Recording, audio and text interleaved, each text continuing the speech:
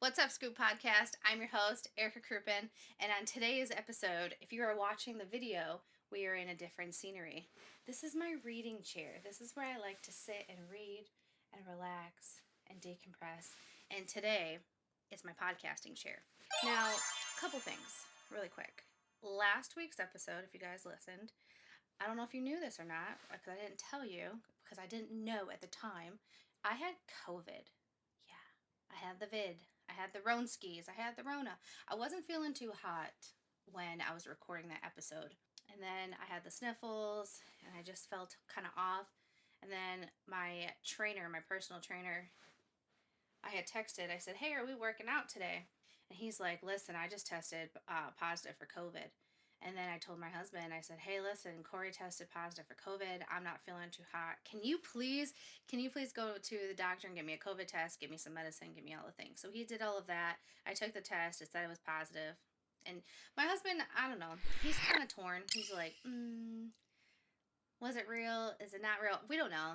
I have no idea. But we took the precautions, and I've just kind of like stayed away. I've stayed away from him. And I am. I'm feeling kind of crappy. I'm feeling kind of tired. I slept for like 5 days. I was stuck in this bedroom, and then I was getting stir crazy because the medicine was working, and I was feeling a little bit better, but I couldn't really leave the room. So I cleaned the bedroom, and then I exerted myself. And do you ever do that where you are feeling good for like a moment and you like utilize the energy and then you're like, oh, I shouldn't have done that. I should have just rested. Well, that's kind of what happened to me. So I say all this to say is I'm not feeling too hot today. I don't want to sit in my normal podcast chair. I just kind of want to switch it up. I want to be cozy. So that's why I'm chilling over here. But this is going to be this episode. Now that we're, goodness gracious, we're 3 minutes in. This is going to be more of a personal episode.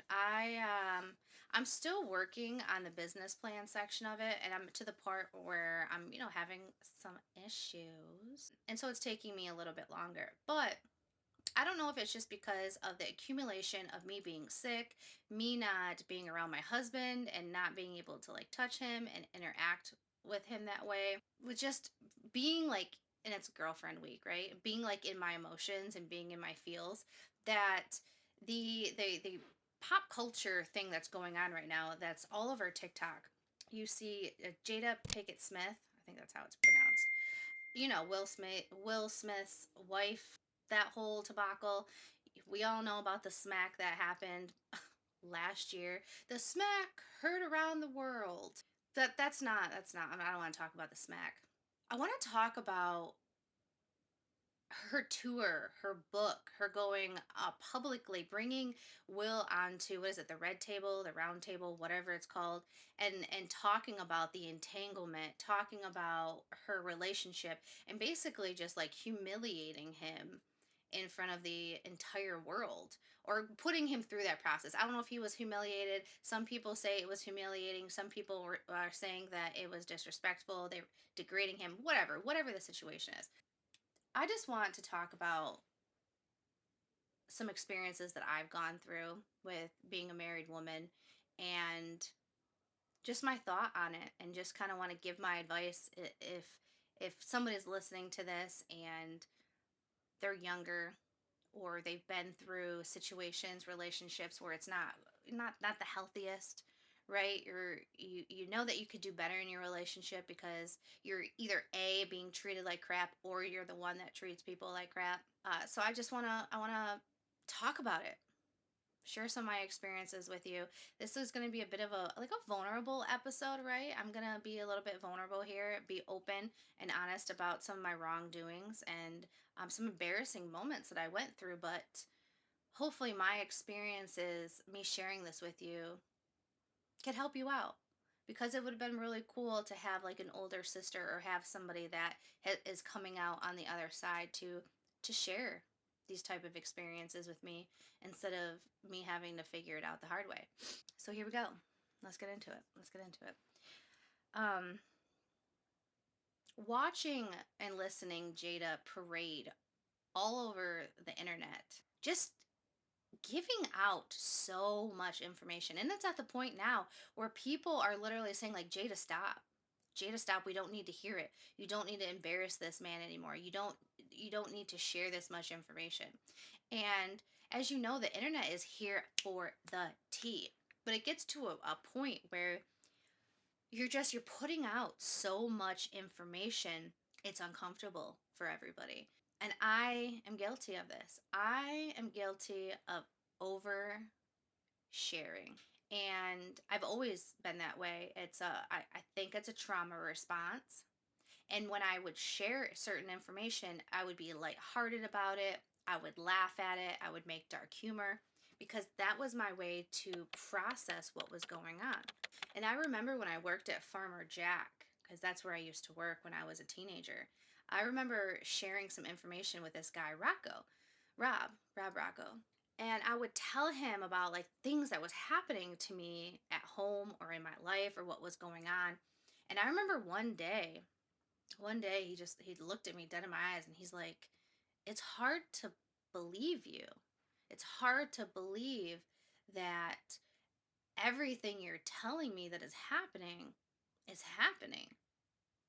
because you come in here, you come to work, you got a smile on your face, you're chipper for the most part in a positive attitude, just doing things. And it's just hard for me to wrap my head around the fact that what's going on at home is happening and then you're still coming in here and being functionable.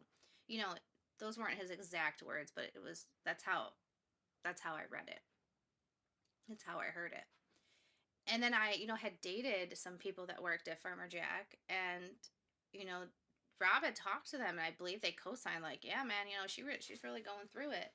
And it didn't I didn't understand it when I was younger, but when I would tell people this stuff, it's because they hadn't experienced it, they hadn't gone through it. So it was hard for them to even grasp what was going on. But to me it was normal. And I wasn't allowed to talk about stuff because we had to keep everything so private. So when I got out and got away to people that didn't know, like my family, or it wouldn't get back to the inner circle, I could blab my mouth and I could like talk about it because it was like a safe space for me. But I didn't realize like the position it was putting other people in, right? And going to the hospital, when I left Farmer Jack and went to the hospital, I pretty much did the same thing because it was another safe space. I could talk about all these situations and all these things, and I would just divulge so much information that just at the time it felt right. It felt like what I needed to do. And relationship drama, everybody knew everything. I was talking about everything and anything. And I would talk trash about the person that I would date because that's how I was brought up. I was brought up that way, that when two people are together, it's not a partnership. It's him against her, her against him, the blaming game, right? Oh, they're going to pay for this mistake instead of being like, all right, there was a mistake. We're going to stay together. We're going to work through this. How are we going to figure this out together and become closer, right? And so I didn't learn proper relationship skills growing up by any means. And I say all this to say because in the last 2 years, I don't know if it's just experiences being around more emotionally mature people or just becoming an adult myself. I had some eye opening experiences. I broke up with my ex. Me and my husband got together. We were still pretty young when we got together. And he was mature, but like still immature. I was immature, but like mature. It was just, we're still trying to figure out we're still kids. And the drag out knockout fights, the verbal fights, the drinking and getting wild and crazy and saying things that are hurtful, because it's like you can't take stuff back, but it's like who can cut who deeper. And as time has gone on, we have calmed down on that because we realize like that's toxic. We can't do that kind of stuff. But I still had a bad habit of when I was in my feels or I was mad about something, when I would be around people, like even his family, I would say little snarky things. I would talk trash a little bit here and there and just pepper it out there, but like pepper it out there with humor. And his family never said anything to me. Nobody ever said anything. I don't know if it made him feel uncomfortable. I don't know. I don't know. But this has gone on for a long time. And I would make jokes at his expense. And my husband's very relaxed and chill and he would laugh it off. But me doing that would cause like a divide and cause a wedge between us. And he would just brush it off. But deep down inside, it was really bothering him. With me, if he were to say something, I'm just outwardly vocal. Like, you're going to say something to me, you're going to catch it back like immediately. I'm not the type to like let it harbor and let it fester with many situations. It's give and take. But for the most part, I'm ready to pop off right then and there.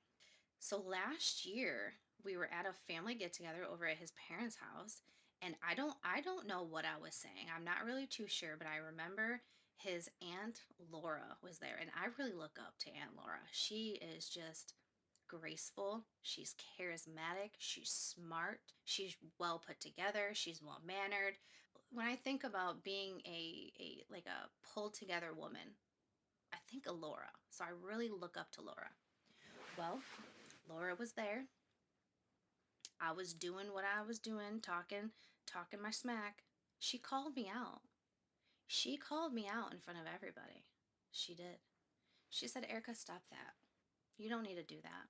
You don't need to do that in front of everybody. The emotions that went through my body went through my mind. I was embarrassed. I was angry, not at her, at myself, because I know that that's wrong. I was ashamed.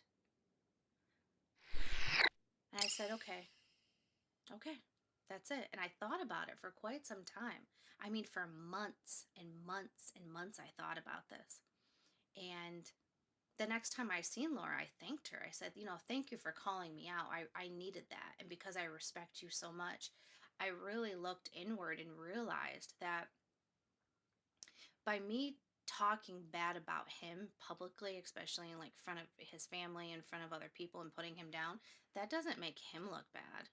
It makes me look bad. And seeing that on a small scale, I'm like, okay, yeah, this makes sense. But now, really seeing it with Jada and how she's doing it on this large scale so publicly, it's a huge, huge eye opener that it is bad because she's catching a lot of heat for it. And so she's backpedaling and she's trying to do damage control and PR control and all of that. And she's really not taking ownership of it like she should. And with my situation, I had to look inward and be like, this isn't anybody else's problem. This is a me issue.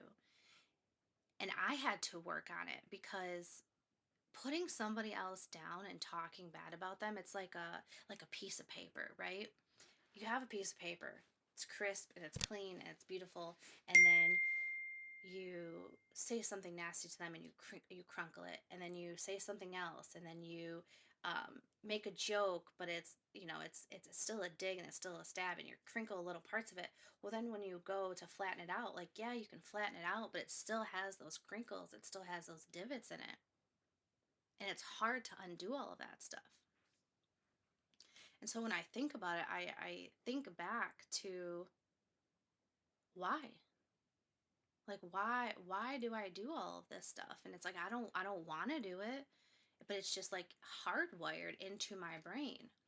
And then a couple weeks ago, there was an issue with my parents, right? And my mom called me. We had our conversation, and then my dad called me and we had our conversation, and he basically just said, well, she's going to have to figure this out. And when I tell you, you guys, in that moment, I snapped. Boom. It made so much sense to me of why I do the things that I do. It's because I've seen my parents do it my entire life. My spouse becomes my enemy when I get angry. My fight or flight kicks in when I get angry. I'm like, nope, I'm not doing this. I'm out of here. I mean, I never do that, but that's what I think. I'm like, I'm not dealing with this.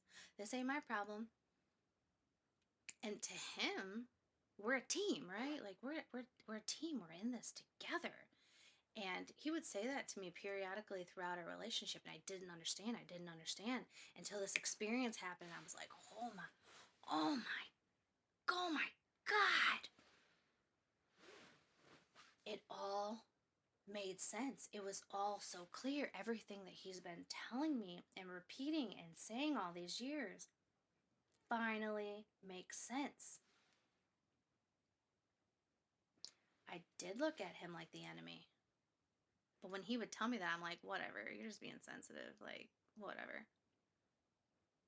I know it's caused issues and communication issues, because communication is so important. And a lot of times, females communicate a lot more than men, and men, the way that they connect is different, if you know what I'm saying. But like the way that women connect needs to be emotional to connect physical, and then it's this vicious cycle. But when you're not connecting and you're not on the same page, it's hard to connect. And then that's when you're with somebody, and then you become in like a roommate stage, and you're living your life. They're, the kids, and things are just going on at home, and so everybody's got their own positions, and next thing you know, it's like, where's the intimacy, emotional and physical? And it's like, whoa, what's going on? And if you're not careful, and if you don't stay on top of this kind of stuff, I'm telling you, time can just fly by so fast. Days turn to weeks, weeks turns into months, months and turns into years, and then people grow apart, and they're like, I don't know why my marriage fell apart. I don't know why my relationship fell apart. It's because you weren't being intentional, or you weren't looking at the signs. Your eyes were just closed, and you weren't opening them. And some people just don't. They're not self-aware enough, or they don't want to be self-aware enough. I'm lucky enough that I want to grow as an individual. I want to grow as a person. I want to be better every single day. And it's painful sometimes. It's exhausting. Sometimes I wish I would just be so content with being an asshole and just being not a good person. Sometimes I'm like, I just wish I could be fine. Like, I could just cuss that person out and then not think about it for days afterwards about how I could have handled that situation differently. But I just can't. That's just not how I'm built. And I often sit and I ponder and I think, and this is kind of like one of my pondering chairs. And I think to myself, like, at this age, when I was younger, you think, 35 or 45 or whatever the age is, you're so grown. You should have it all figured out. And so when I was younger, looking at my parents, I'm like, they got it together, right? They're adults. They know what's up. And so me being 36, that's how sometimes I do have grace with them throughout everything, because they all have their wrongdoings, and you know but I think to myself, they were just growing up themselves as well. They were just going through those experiences. As they were watching me grow up, I was watching them grow up. And that's how I am able to have some grace, because I think to myself, like, well, if they were to know what they know now, and they were to go back in time, would they make the same mistakes? Would they have said the same things? Would their relationship been different? Um, my parents are still together, and they stuck through each other with each other through thick and thin and getting it all figured out. But that's how I'm able to have grace with that.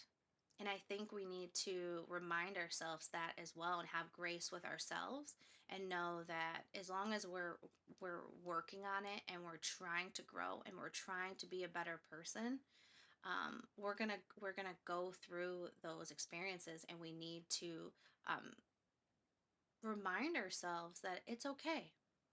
It's okay, and learn from what happened.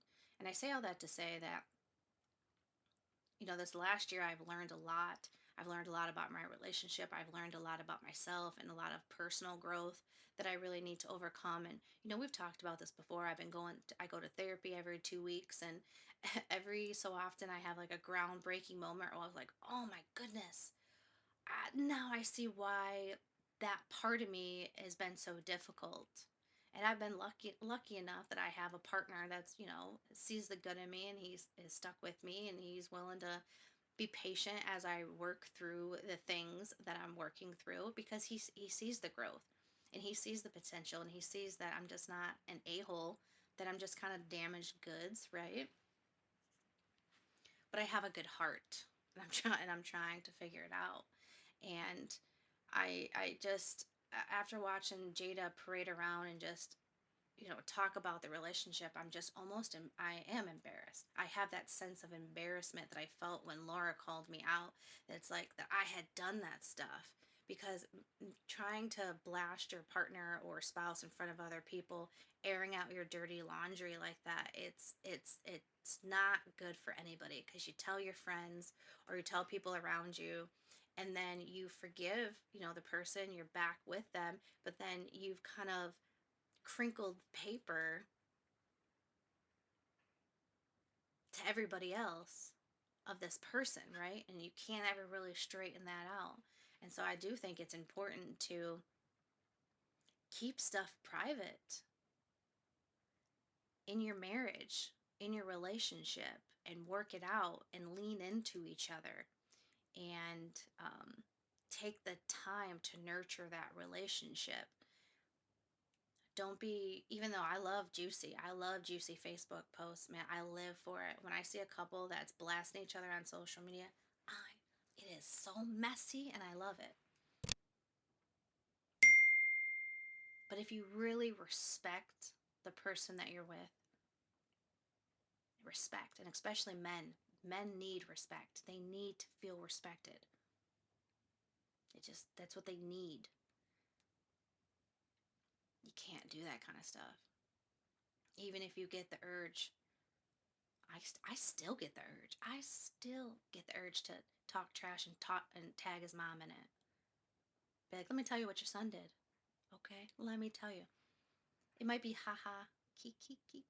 You might think it's fun. It's not. It's not funny in the grand scheme of things. So I could just go on and on and on about this, but that's kind of just my hot take on it. So if you have any takeaways from this, if you have somebody that you cherish and you love and you want to be with, and you do want to have that healthy relationship, don't drag them in front of other people. Don't be airing your dirty laundry out there, even if it feels good in the moment. You have to prepare yourself. And I learned this actually yesterday. It's the words to the feelings that I've been feeling. You have to prepare your heart. If you are going to have a conversation with somebody, or you're going through a time, you have to prepare your heart to be ready for what's going to happen, so you can have some compassion and respond to the situation and not react to it, even if it's a bad situation, even if it's like not good. Okay? Prepare your heart to handle it, and handle it the way that you want and need to handle it, to be the type of person where you can hold your shoulders back, you can hold your head up, and be proud of how you handled the situation. Now that's different for everybody else. It's different from you than me, but it's important for these relationships, and to just not make yourself look like a damn fool out here in these streets, okay? All right.